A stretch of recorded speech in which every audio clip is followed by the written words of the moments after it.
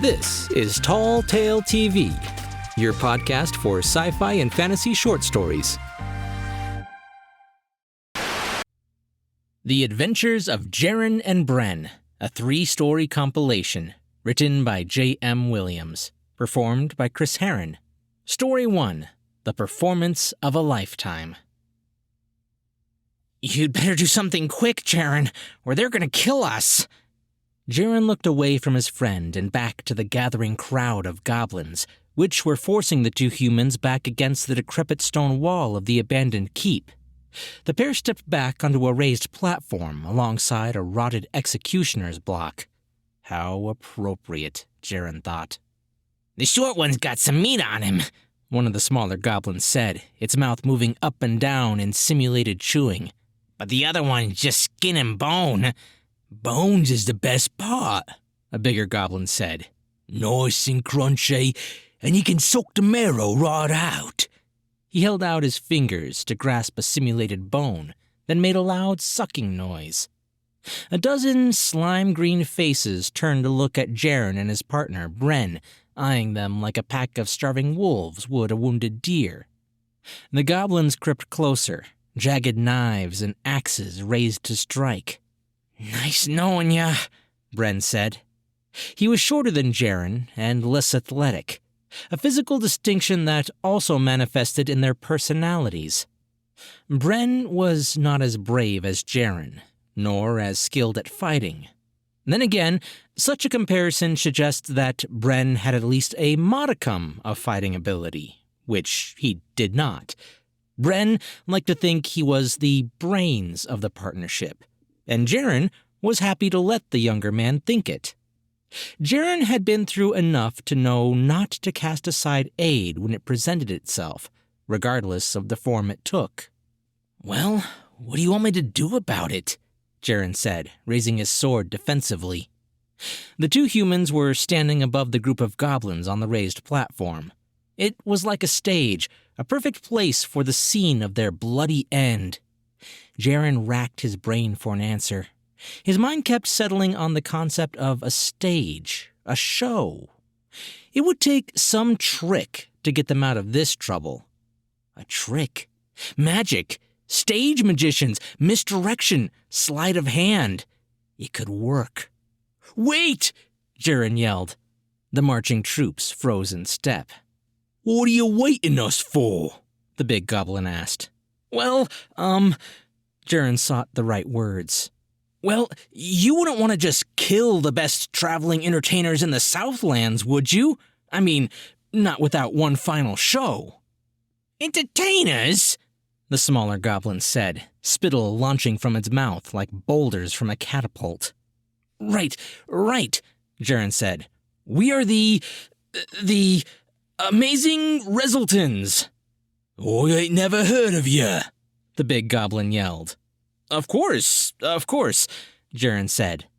Bren stood silently and watched, his mouth hanging open, his eyes wide in awe of his silver-tongued friend. We don't usually come around the goblin villages. You know, the whole not wanting to be eaten thing and all. Yeah, that makes sense, the smaller goblin said. So, what's it you do then, Resulton? Well, let me show you, Jaron said, forcing a showman's smile. I'm going to need a volunteer. You, my good man. He pointed out a small figure in the crowd. Goblin, the goblin corrected. And I ain't good. Don't insult me. Yes, my apologies, Jaron said. Would you mind helping me out, my bad goblin? Well, since you apologized, the goblin said, dragging his short body up onto the platform, his rusty knife clanging against the old wood. Break a leg, the big goblin shouted. Would you mind leaving your knife with one of your friends there? Jaron said, a bit sheepishly. It might get in the way. These ain't my friends, the goblin said, but he handed off the knife anyways. Right. So what is your name then? They call me Slug Tongue.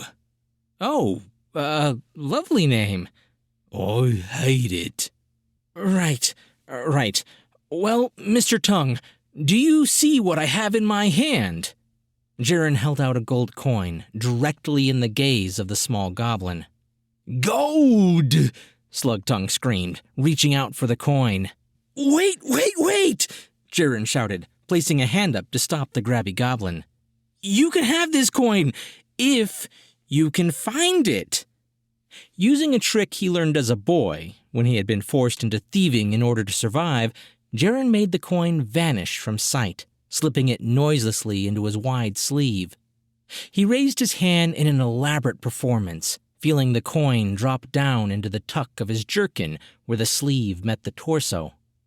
Every green mouth dropped in astonishment. Where'd it go? The big goblin shouted. It just disappeared, Slug Tongue exclaimed. Is it in my hands? Jaron asked, revealing his palms to the still open-jawed Slug Tongue.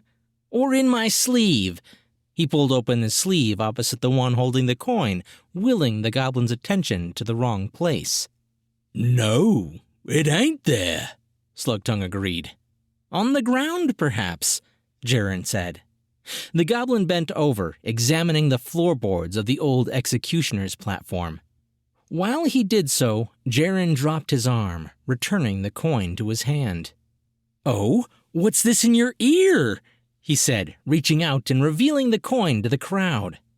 I always said your head was full of air, the big goblin said. The crowd cheered. Jaron bowed. More gold! Slug Tongue screamed, reaching more violently for the coin. Okay, Jaron said, backing away. I'll give it to you after one more trick. One more trick. Jaron was out of tricks. He didn't know what else he could do.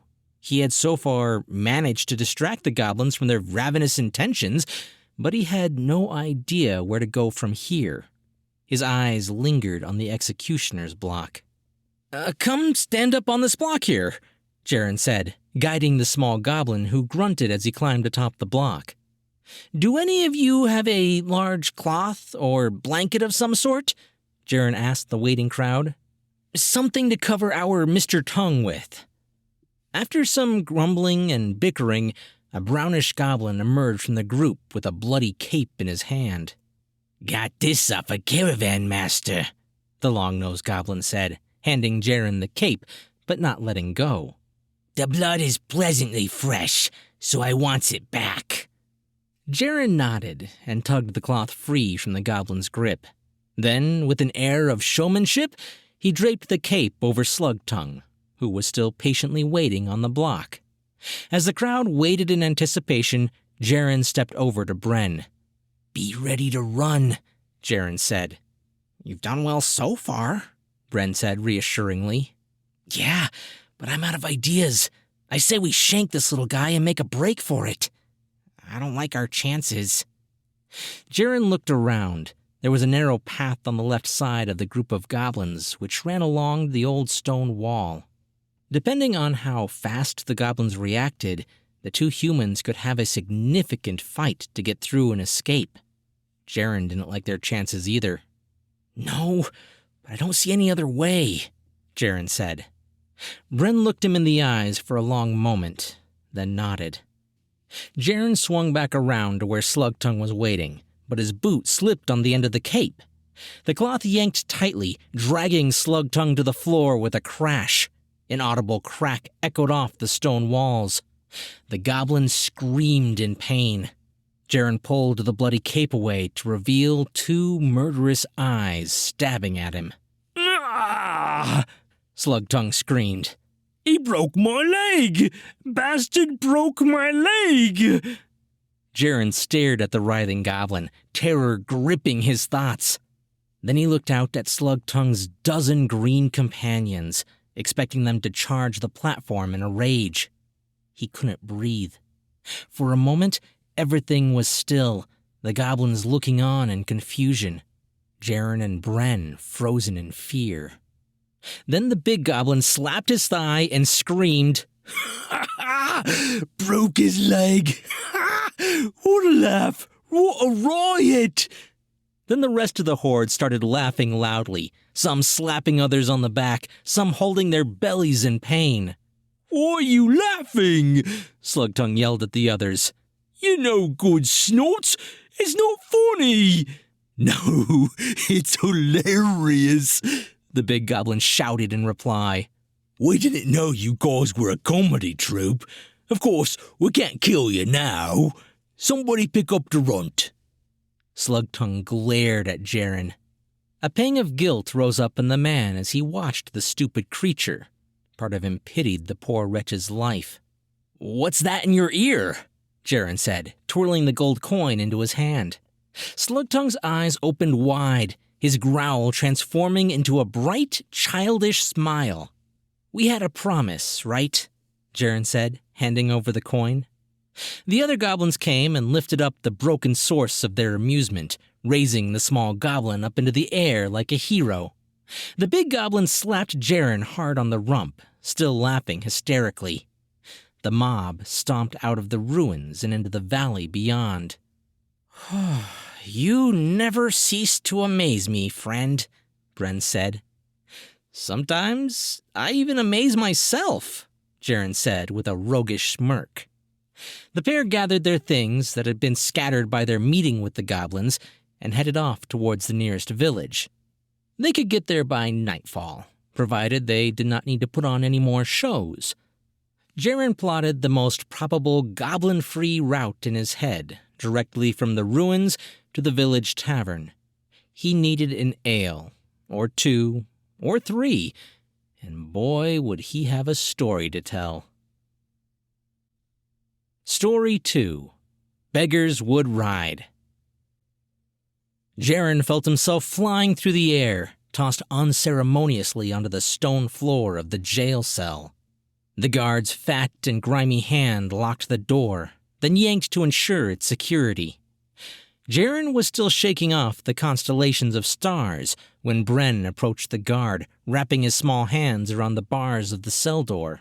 "Please, sir, there must be some misunderstanding," Bren said.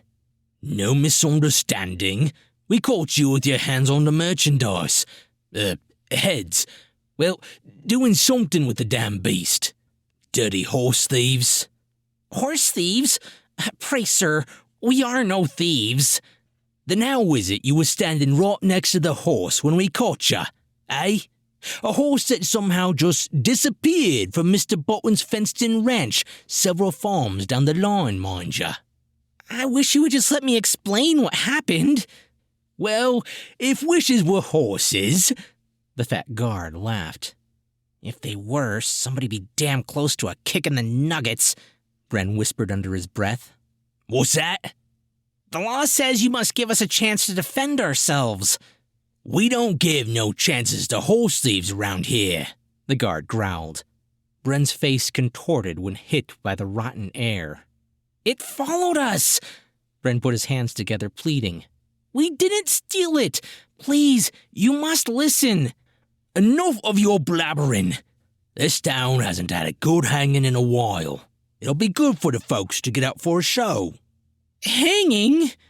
Bren looked like he would faint. He put a hand up to his forehead in a melodramatic show. "See you 2 in the morning," the hairy man said with a laugh as he lumbered off to the adjoining room. "You dirty son of a—" Bren shook his fist, the act of begging and supplication having ended. Now only anger remained on his face. Jaron rose to his feet and brushed the dust off his shoulders and arms. He put a hand to his head and groaned. "Damn it! Fat bastard messed up my hair!" Jaron shouted, hoping the man would hear. "I don't think this is the time to worry about your hair," Bren said. "They're going to hang us." "Don't be so sure." "Do you have something to pick the lock?" Jaron patted his pockets and felt underneath his leather armor. His tools were gone. "Nope. I must have fallen out when the guards jumped us." "We're doomed." Bren sat down on one end of a long wooden bench that ran along the far wall, under a window with widely spaced metal bars. Sunlight drifted into the room between the bars, casting blocky shadows. The The stink of dirt and horse manure betrayed the road just beyond, a road to freedom that now lay at an uncrossable distance. "I'm sure your doom is only tentative," Jaron said. "Why do you think that horse was following us anyway?" Bren asked. "If I had to guess," Jaron said, looking at himself in a shiny metal of the door's locking plate, "I bet it's the honey wax I put in my hair this morning." Jaron brushed the large square lock of the cell door, polishing it until he could see his face clearly. Watching his reflection, he rearranged the hair on the right half of his head, making the short brown locks curl outwards. Then he spun around and dropped onto the bench, the top of his head resting just below the window. "I don't really care for the idea of being dead," Bren said. "I'm sure the gods will come through for us once again." "It was never the gods. It was always you."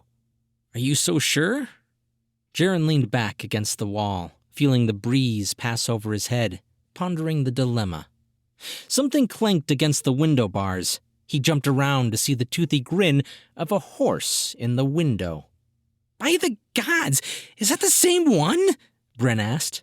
"Seems like it. Didn't they lock it back up at the ranch? This thing must really love your hair wax." Jaron hummed as he leaned towards the window. A long, sticky tongue reached out for his head. The horse's mouth was wrapped in a bridle, but its mouth opened and closed freely. It looked as though it were trying to chew through the bars. Jaron reached his fingers through the bars and scratched under the beast's chin. "There, there, boy," he said. "You don't want to chew that. You'll bust your teeth." Jaron's fingers crawled along the horse's jaw until they felt something hard. He gripped the object and pulled. A curved metal pin slid out of one of the bridle's bindings. "I told you the gods were watching us," he said to Bren, brandishing the pin. Jaron went to work on the lock, and in minutes had it open. He heard the horse snort encouragingly from the window. The door slid open with only a soft creak, one that could have easily been mistaken for a bird. Waving his friend forward, he led Bren into the next room, where the fat guard was passed out, face down on a round wooden table. There were several loose coins lying next to the man, and Jaron's hand reached out instinctively until he felt Bren's knuckles digging into his back. The pair crept across the room, keeping a close eye on the sleeping guard. Jaron cracked the door and peered outside. The door opened to a narrow road, across which were several buildings, including the tavern they had visited the night before. The sun was high in the sky, bathing the avenue in light. Seeing nothing of concern, he swung the door open. The rusted hinges cackled like a pair of old banshees. Jaron grabbed Bren around the collar and dragged him into the street. Behind his friend, he could see the fat guard stirring to life. The man glared at him. Jaron slammed the door and took off running. He could hear the clanging of an alarm bell from behind as he dragged Bren down the side streets and alleys. All the while, he chastised himself for not heading the other way, to the clearing where the horse had been, outside the jail window. Eventually, they did arrive at a clearing, but the space was far from clear. A semicircle formation of villagers blocked their escape. The people brandished pitchforks and pikes. Just like a proper mob, their eyes were filled with hunger. "Thieves! Hang them up!" the people shouted a bit too clearly for Jaron's liking. "We haven't had a good hanging in a while," one of the pitchfork owners shouted. There was nowhere left to go. The mob would be impossible to outrun. Jaron closed his eyes in surrender. Then he felt something chewing on his hair. He smiled. As the horse galloped away from the village, Jaron driving it on, Bren holding on for dear life, the younger man shouted in Jaron's ear, "I guess we can't come back here again." "No bother," Jaron replied. "The ale here is piss." Story 3. River of Refuse. The forest was filled with the clamor of stampeding giant sloths. The wagon train stretched through the trees for hundreds of yards. Each of the 24 open-top carts was pulled by 2 large horses and surrounded by metal-clad men. Wagon wheels crushed anything caught underneath and left deep cuts in what had once been a pleasantly wide foot trail. The army of Orostrada was on the march. "What was that?" A muffled shout came from one of the carts at the middle of the train. The loose canvas covering lopsided cargo was pulled aside to reveal a young man with a round face and short black hair. A leather-clad arm pulled him back down inside the cart to safety from prying eyes all around. "Was that a spider?" the black-haired youth said. "Jaron, tell me it wasn't a spider." "Stay down," the other rogue replied. He had a face which was longer, more seasoned than his boyish companion, and finger-length brown hair. "You want to be seen?" "I sure as hell don't want to be seen next to a gigantic spider. I know you saw it." "Yeah, I saw it, and it wasn't a spider. It was a rat." "Is that supposed to make me feel better?" "Be quiet, Bren," Jaron hissed, but his friend seemed incapable. Bren was already off on one of his typical sarcastic monologues. "Sneak a ride in an army wagon," he says. "An easy trip to Kavara," he says. "You know, I've become rather fond of having hands. If you don't shut up, we'll be—" "Oi!" one of the wagon guards shouted. "Who's up there?" Jaron peeked over the side of the cart to see the shiny length of a sword. The blade ended at a thick arm and a scowling face. The guard was dressed in light chainmail from head to knees. Jaron mused his scowl must have been from the chafing. Suddenly, the soldier's body arched back, and he grunted in pain. Wiping wetness from his eyes, Jaron could see the man had been impaled by a wicked-looking black arrow. More arrows struck the cart. The rogue ducked down for cover. "Ah, hells! Get down!" Jaron said to Bren, pushing his friend off the far side of the wagon. "Orcs!" a nearby voice shouted. "It's an ambush! Form up and advance into the woods!" That voice Jaron recognized as the commander of the guard company. A metal-clad figure passed around the cart, catching a glimpse of the 2 rogues and pointing in their direction. "You two!" But before the man could reach them, he was cut across the back by a hulking green figure. "Rah!" Jaron took the guard's sword and dragged him to safety next to Bren, just as a second orc appeared. "Lovely morning for a stroll, eh, gentlemen?" Jaron parried a series of heavy blows from the first orc, managing a small cut across the brute's naked belly before shoving it back. "Can't a guy enjoy the sights and smells of nature and peace? Well, maybe not the smells." The second orc charged with a downward slash. Jaron dodged, the orc's black sword deflecting off the hard wood of the cart, leaving it open to the rogue's counterattack. The dead orc toppled onto its companion, pinning the other against the cart, and Jaron capitalized with a coup de grace. All around them, the noise of the battle faded, and it became clear the humans had won, though not without cost. Bren carried the wounded guard on his shoulder as Jaron led the way toward where the company was gathered. The commander saw them and approached. "Where the hells did you two come from?" he said, his voice trembling with anger and fading adrenaline. Bren set the wounded man down at the commander's feet. "Would you believe we were just hanging around in the middle of the forest?" Bren asked. "Bloody stowaways!" one of the other soldiers shouted. "I beg your pardon," Bren said, trying to look offended. "We just happened to be on our own way to Kavara, and we thought, what with all the orcs running around, that we'd be safer in the company of His Majesty's finest." "You thought you'd get a free ride." "Let it go, Pip," the wounded guard said. "They saved me. That doesn't absolve them of what is, after all, a crime of thievery," the commander said. He had a scar across his left eye, which only intensified the old man's glare. "Surely you don't—" Bren began. "But perhaps they can make recompense here and now." Jaron could see Bren doing the political calculations in his round head. He cut to the chase. "How?" Jaron asked the commander. "What do you have in mind?" We're close to Kavara, but the city is under siege by those damnable orcs. The supplies in these wagons are for the relief of the city's inhabitants. The rest of the army is assembling on the eastern flank, preparing to break the siege." "So, what do you need from us?" Jaron asked. "You two seem to be very capable rogues." "I suppose we should take that as a compliment," Bren said. "I want you to find a way past the orcish lines and into the city. Find the commander of the city garrison and tell him to join the attack once commenced. We will hit these green bastards from both sides." "And if we refuse?" Bren asked. "Then we charge you as horse thieves and leave your corpses here." "Why does everyone accuse us of being horse thieves?" Bren wailed, throwing his hands up in emphasis. "We'll deliver your message," Jaron said. "Are you kidding?" Bren's words of resistance merely ricocheted off Jaron's back. The taller rogue was already striding off into the forest toward the city. After about an hour sneaking between the trees, the two came to the edge of the woods. There was 100 yards of orc-infested clearing from there to the walls of Kavara.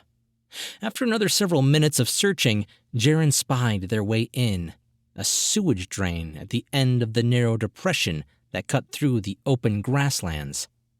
It was, for all intents and purposes, a river of refuse. Unfortunately, as if the smell was not unfortunate enough, it passed alongside one of the orc camps.